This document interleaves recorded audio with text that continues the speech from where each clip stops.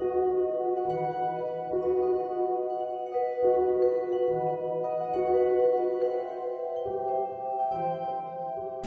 peuple Senoï, fascinant, un peuple de Malaisie qui ne connaît pas la violence. C'est un peuple qui est très en contact avec les rêves.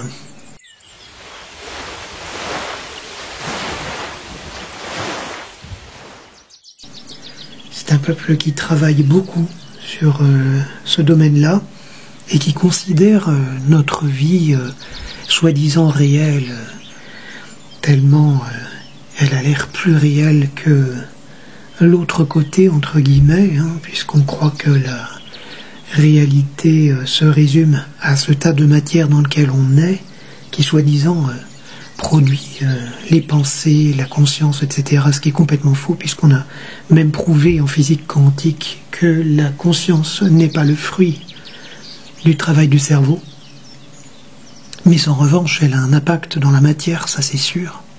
Notre cerveau semblerait plutôt être un filtre quand nous sommes dans la partie incarnée, justement. Bref, parenthèse fermée.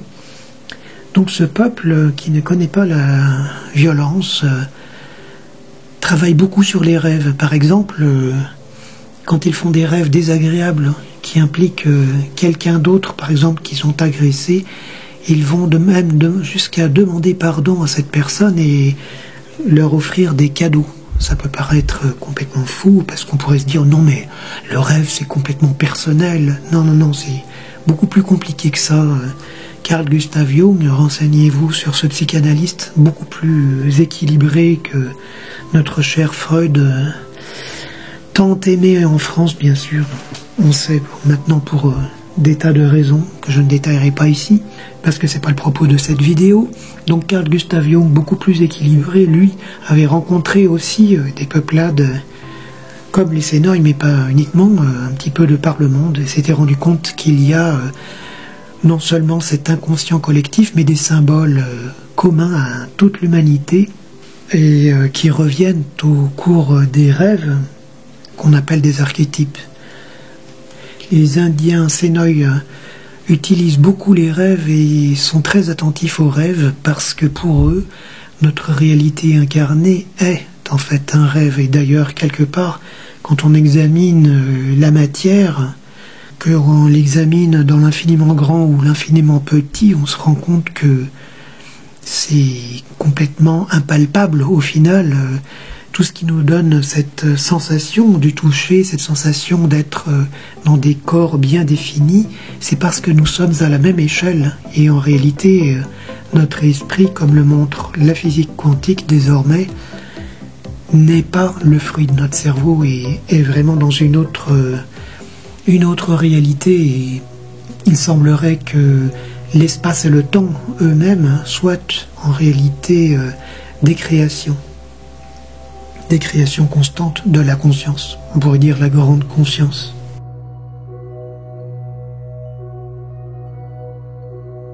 Le rêve lucide, quel monde extraordinaire! Avez-vous déjà réussi cet exploit en prenant conscience, bien sûr, déjà dans un premier temps dans votre rêve, de vous envoler? C'est une sensation vraiment extraordinaire. C'est là d'ailleurs qu'on peut réaliser qu'on n'est pas juste dans une production du cerveau, parce que sinon vous auriez uniquement des éléments se rapportant à votre vie incarnée. On apprend également à maîtriser ses peurs dans les rêves. Les cauchemars sont une indication importante de forces inconscientes et on apprend à vaincre les entre guillemets monstres dans les rêves qui sont en fait des archétypes dont on peut récupérer l'énergie et on les vainc sans les tuer, ce qui permet ensuite d'en faire des alliés en réalité, ce qui constitue ensuite la trame nécessaire pour devenir un puissant chaman.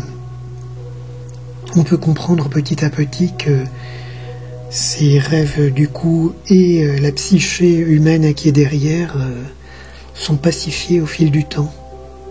D'ailleurs, si vous travaillez sur les rêves avec les interprétations des symboles, je peux vous recommander bien sûr différentes choses, mais c'est pas le sujet de cette vidéo. Mais par exemple, le dictionnaire des symboles est intéressant, mais pas uniquement. Il y a plein de clés de lecture, des décryptages symboliques plus généraux. Par exemple, si on parle de véhicules, de voitures immobilisées ou autres, ça peut être votre propre tendance à avoir du mal à avancer dans la vie.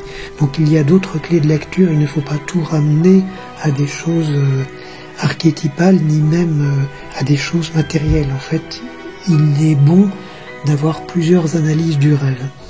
Et les corrections que font ces Indiens Sénoï sont intéressantes. Vous pouvez aussi, tout simplement, vous pouvez aussi, avant de vous réveiller, si vous avez fait un rêve désagréable, effectuer une correction simplement en changeant le scénario. Mais cela n'empêche pas d'essayer de comprendre ce qu'il y avait derrière comme message et faire en sorte de retrouver une paix intérieure au-delà de ce que vous avez pu vivre. Un rêve paisible se prépare bien sûr. Il vaut mieux éviter les écrans juste avant de s'endormir, ou alors vraiment regarder des choses paisibles, écouter des musiques paisibles, ou alors lire un petit peu et finir avec une lumière tamisée. Préparez votre départ vers l'autre monde. Nous partons tous en fait vers l'autre monde. Tout le monde ne se souvient pas forcément de ses rêves. Bien sûr, on peut mettre un petit carnet à côté du lit. On peut écrire des choses sur un petit papier si on veut imprimer son subconscient avec un projet de rêve, en demandant vraiment à l'univers d'avoir cette capacité à se souvenir du rêve. On peut même, juste avant de s'endormir, visualiser le rêve dans lequel on veut être, en faisant attention que ces dernières pensées soient justement des pensées positives et même des pensées de joie, du fait de réussir justement ce rêve lucide. Il y a plein de techniques, des techniques de respiration, etc.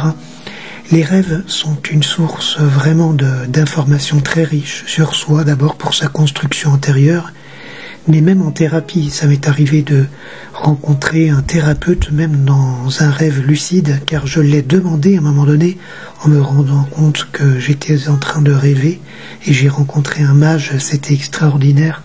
Je le raconterai peut-être une fois, mais l'idée n'est pas de vous faire languir et de vous faire envie et d'avoir des frustrations derrière si vous n'arrivez pas tout de suite. Sachez bien sûr que pour obtenir ces rêves lucides, c'est pas du jour au lendemain, si vous n'en avez jamais fait. Ça se travaille au quotidien. Vous pouvez, dans votre vie quotidienne, faire semblant de simuler quelque chose que vous aimeriez faire dans votre rêve lucide. Cela conditionne aussi, bien sûr, il ne s'agit pas de vous jeter par la fenêtre, évidemment, mais avoir le geste qui vous permettra d'imprimer quelque chose dans votre subconscient. Donc la technique du petit mot sous l'oreiller, etc., répéter des phrases, tout ça, bon, c'est assez connu, il y a des tas de sites qui en parlent. En tout cas, vraiment, il y a énormément d'informations dans les rêves sur vous, sur votre construction intérieure, mais vous pouvez même avoir une source d'inspiration à l'intérieur. Donc n'hésitez pas à utiliser des tas de techniques pour vous mettre en contact avec ce qu'on appelle votre subconscient. Passez de belles nuits et surtout, soyez heureux.